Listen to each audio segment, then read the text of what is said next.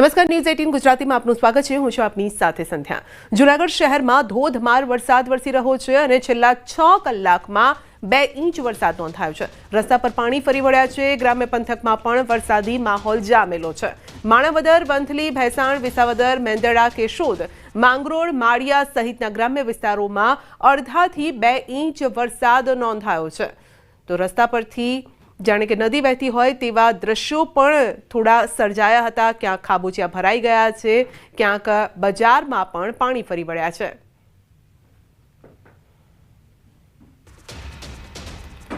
જૂનાગઢ જિલ્લામાં સાર્વત્રિક માહોલ સર્જાયો છે। વરસાદી માહોલ છે। જૂનાગઢ અને વિસાવદરમાં 1 ઇંચ વરસાદ। ભેસાણ, મેંદરડા, કેશોદ, માંગરોળ, માળિયામાં 2 કલાકમાં અડધો ઇંચ વરસાદ છે। ગિરનાર પર્વત પર 2 કલાકમાં 1 ઇંચ જેટલો વરસાદ નોંધાયો છે। દામોદર કુંડમાં આવ્યું છે પૂર। સોંડક નદી 2 કાંઠે વહેતી થઈ છે।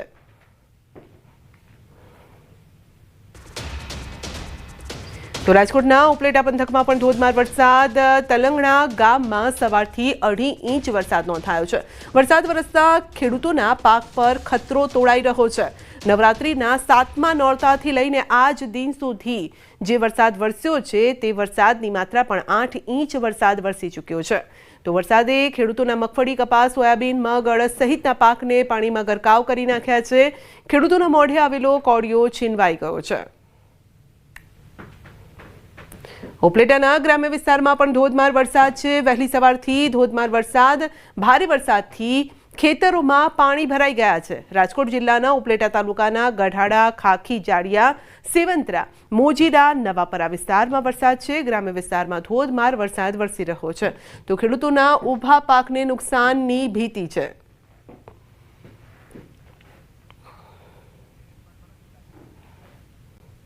સીધા આપને લઈ જઈશું ભાજપની પ્રેસ કોન્ફરન્સમાં। આવતીકાલે સવારે 11 થી 2 વાગ્યા સુધીના સમય સુધી રહેશે। પછી ફોર્મની જે ચકાસણીની પ્રક્રિયા છે એ બપોરના 3 થી 4 કલાક સુધી રહેશે, એટલે 4 વાગ્યા સુધી। ફોર્મ પરત ખેંચવાની જે કંઈ પ્રક્રિયા છે એ તારીખ 3/10/2025 એટલે આવતીકાલે જ સાંજે 5 થી 5:30 સુધીની એ પ્રક્રિયા રહેશે। પછી તારીખ 4 મતદાન પ્રક્રિયા છે, એટલે ચૂંટણી થાય તો મતદાન પ્રક્રિયા છે। એ પ્રક્રિયા સવારે 10 થી 11 કલાક સુધી અહીંયા પ્રદેશ કાર્યાલય કમલમ ખાતે રહેશે। મતગણતરી અને જાહેરાત તારીખ 4/10/2025 શનિવાર સવારે 11 કલાકથી એ કાર્યક્રમ માનીય આ દેશના ભારતીય જનતા પાર્ટીના રાષ્ટ્રીય ચૂંટણી અધિકારી લક્ષ્મણજી, આદરણીય શ્રી ભૂપેન્દ્ર યાદવજી, તેમજ જે કાંઈ મુખ્યમંત્રી શ્રી, પ્રદેશ અધ્યક્ષ શ્રી અને તમામની હાજરીમાં એક આખી પ્રક્રિયા યોજવામાં આવશે। બસ આટલી જ મારે જાહેરાત કરવાની। ધન્યવાદ સૌ, આભાર। ભાજપ અધ્યક્ષ માટે કવાયત તેજ થઈ છે। ચૂંટણીની તારીખની જાહેરાત। તો આ સાથે જ નવા અધ્યક્ષને લઈને હવે ગણતરીઓ મંડાઈ રહી છે। તો પ્રદેશ ભાજપ અધ્યક્ષ માટે કવાયત તેજ થઈ છે અને તેને લઈને નોટિફિકેશન જાહેર કરવામાં આવ્યું હતું। તે તારીખની પણ જાહેરાત કરવામાં આવી છે। 3 ઓક્ટોબરે ચૂંટણીનું નોટિફિકેશન પ્રદેશ ભાજપ અધ્યક્ષને લઈને આ કવાયત તેજ થઈ ગઈ છે અને જે નોટિફિકેશન જાહેર કરવામાં આવ્યું છે, તારીખની જાહેરાત કરવામાં આવી 3 ઓક્ટોબર। આ એ દિવસ એટલે કે આજે 2 ઓક્ટોબરના આવતીકાલનો જે દિવસ છે, ચૂંટણીનું નોટિફિકેશન જાહેર થઈ રહ્યું છે। તો પ્રદેશ ભાજપ અધ્યક્ષને લઈને આ કવાયત તેજ કરવામાં આવી છે। લાંબા સમયથી પ્રદેશ ભાજપ અધ્યક્ષને લઈને ઘણી બધી ચર્ચાઓ પણ ચાલી। કોણ હશે, કેવી રીતે આવશે, કોને એ પદ આપવામાં આવશે, તો તેને લઈને હવે આ કવાયત તેજ થઈ ગઈ છે। તેને લઈને જ આ પ્રેસ કોન્ફરન્સ પણ યોજવામાં આવી હતી। તો છેલ્લા ઘણા સમયથી એ કોકડું ગૂંચવાયેલું છે। લાંબા સમયથી એ પદને લઈને ઘણા બધા નામો પણ અત્યાર સુધીમાં સામે આવી ચૂક્યા હતા, પરંતુ હવે એ ફાઇનલ મોહર પણ લાગવા જઈ રહી છે। તો એ નોટિફિકેશન પણ જાહેર કરવામાં આવ્યું અને તારીખની પણ એ જાહેરાત થઈ ચૂકી છે. પ્રદેશ ભાજપ અધ્યક્ષને લઈને હવે બસ ગણતરીઓ જ મંડાઈ રહી છે.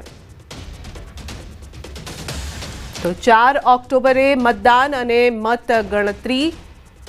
224 મતદારો ચૂંટણીમાં મતદાન કરશે. તો પ્રદેશ ભાજપ અધ્યક્ષને લઈને હવે બસ એ નામ પણ સામે આવી જશે. થોડા સમયમાં નોટિફિકેશન જાહેર કરવામાં આવ્યું છે. ગૌતમ આપણી સાથે જોડાઈ ગયા છે. જી ગૌતમ.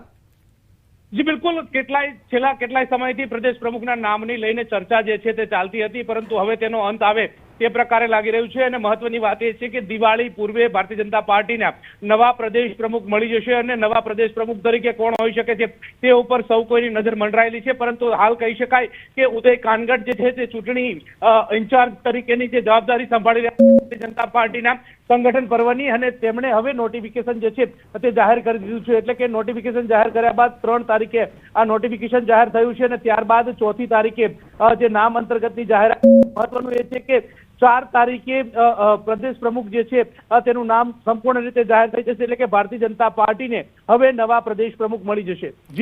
જી ગૌતમ, આખી આ પ્રોસિજર કઈ રીતની હોય છે તે થોડું સમજાવજો. જી બિલકુલ, ભારતીય જનતા પાર્ટીનું દર 5 વર્ષે સંગઠન પર્વ જે છે તે આવતું હોય છે અને તેમાં તમામ જે કાર્યકર્તાઓ હોય છે તે ભારતીય જનતા પાર્ટીના તમામ હોદ્દાઓ પર હોય છે. તેમને તમામને રાજીનામું આપવાનું હોય છે અને ત્યારબાદ ભારતીય જનતા પાર્ટી જે પ્રકારનો ટાસ્ક સોંપતું હોય છે તે પ્રકારની કાર્યપ્રણાલીથી તેમને સદસ્ય અને એટલે કે સક્રિય સભ્ય, પ્રાથમિક સભ્ય જે છે તેની નિયુક્તિ થતી હોય છે.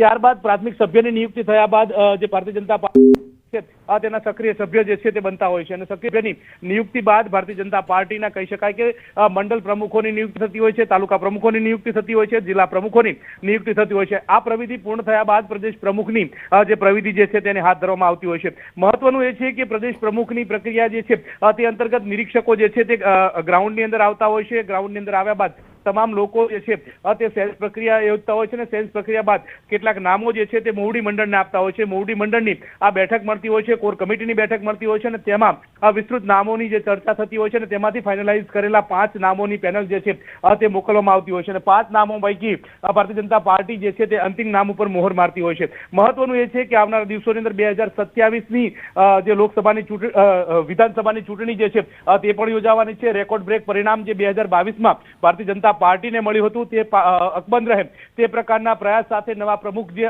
બનશે તેની ઉપર સૌ કોઈની નજર જે છે તે મંડરાયેલી છે. કારણ કે આ રેકોર્ડ બ્રેક પરિણામની અસરો જે છે તે જાળવી રાખશે કે કેમ તે ઉપર પણ મહત્વનું છે. કારણ કે હવે આગામી દિવસોની અંદર ત્રિપાખીઓ જંગ જે છે તે જોવા મળશે. ભાજપ, કોંગ્રેસ અને આમ આદમી પાર્ટી ત્રણેય મેદાને ઉતરવાની છે અને 2000 વિધાનસભાની ચૂંટણી યોજાય તે પૂર્વે ભારતીય જનતા પાર્ટીની વાત કરીએ તો ભારતીય જનતા પાર્ટીમાંથી જે સ્થાનિક સ્વરાજ્યની ચૂંટણી જે છે તે યોજાવાની છે. સ્થાનિક સ્વરાજ્યની ચૂંટણી જે સત્તાની સેમીફાઇનલ તરીકે જોવામાં આવતી હોય છે. એટલે તમામ પ્રકારના પરિણામો ને આધાર રાખતું હોય છે. ત્યારે હવે ભારતીય જનતા પાર્ટી કેવા પ્રમુખને મૂકતા હોય છે. મહત્વનું અત્યાર સુધીમાં જોવા મળતું હોય છે કે સૌથી વધારે પ્રમુખોની ચર્ચા જો ચાલતી હોય તો સૌરાષ્ટ્રમાંથી પ્રદેશ પ્રમુખો આવ્યા હોવાની ચર્ચા જે છે તે મોખરે બનતી હશે. અત્યાર સુધીમાં દક્ષિણ ગુજરાતમાંથી ફક્ત 2 જ વ્યક્તિઓને આ પ્રદેશ પ્રમુખ તરીકેનો ચાન્સ મળ્યો છે. મધ્ય ગુજરાતમાંથી આજ દિવસ સુધી કોઈ પણ પ્રદેશ પ્રમુખની નિયુક્તિ થઈ નથી અને ઉત્તર ગુજરાતમાંથી પણ કોઈ પણ પ્રદેશ પ્રમુખની નિયુક્તિ થઈ નથી. ત્યારે સૌ કોઈની નજર એ તરફ મંડરાયેલી છે કે શું ઉત્તર ગુજરાતનો ચહેરો હશે, શું મધ્ય ગુજરાતનો ચહેરો હશે. પરંતુ વાત ચોક્કસ રીતે એ પણ જોવામાં આવી રહી છે કે ક્ષત્રિય સમુદાયમાંથી પસંદગી થઈ શકે છે, ઓબીસી સમુદાયમાંથી પણ પસંદગી થઈ શકે છે. આમ ક્ષત્રિય સમુદાય અને કહી શકાય કે ઓબીસી સમુદાયનો ફેક્ટર જે છે તે જોવામાં આવી રહ્યું છે. ત્યારે હવે આ નોટિફિકેશન જાહેર કરી દેવામાં આવ્યું છે અને નોટિફિકેશન બાદ હવે કોની નામની મોહર વાગે છે ઉપર સૌ કોઈની નજર મંડરાયેલી છે. જી ગૌતમ, કારણ કે લાંબા સમયથી હોલ્ડ પર હતી આ જે પદ છે તેને હોલ્ડ પર રાખવામાં આવ્યું હતું કારણ કે CR પાટીલ ખુદ નજર રાખી રહ્યા હતા તમામ ચીજ વસ્તુઓ પર, સંગઠન પર પણ નજર રાખી રહ્યા હતા. સવાલ હવે એ છે જે વ્યક્તિ આવશે તેના માટે જવાબદારી મોટી છે કારણ કે સ્થાનિક સ્વરાજની ચૂંટણી આવી રહી છે અને આપે પણ જેમ કીધું તેમ વિધાનસભાની ચૂંટણી પણ આવવાની છે. એટલે ગ્રાઉન્ડ લેવલથી આ કામ શરૂ કરવાનું રહેશે જે પણ વ્યક્તિ આવશે તેણે. જી બિલકુલ, અત્યારે હાલ વાત કરીએ તો ભારતીય જનતા પાર્ટીના 580 મંડળો જે છે તે મંડળો પૈકીની તમામ જે નિયુક્તિ જે છે તે થઈ ચૂકી છે. એટલે કે મંડળ પ્રમુખની નિયુક્તિ થઈ ચૂકી છે. મંડળ પ્રમુખ બાદ તમામ ટીમો જે છે તે તૈયાર થતી હોય છે અને ટીમો બાદ પોતાની ટીમ તૈયાર કરતા હોય છે. આ ટીમો જે જી બિલકુલ, આપનો આભાર અમારી સાથે જોડાવા બદલ. વલસાડ જિલ્લાના કપરાડા તાલુકાના નાના પોંઢા તાલુકાના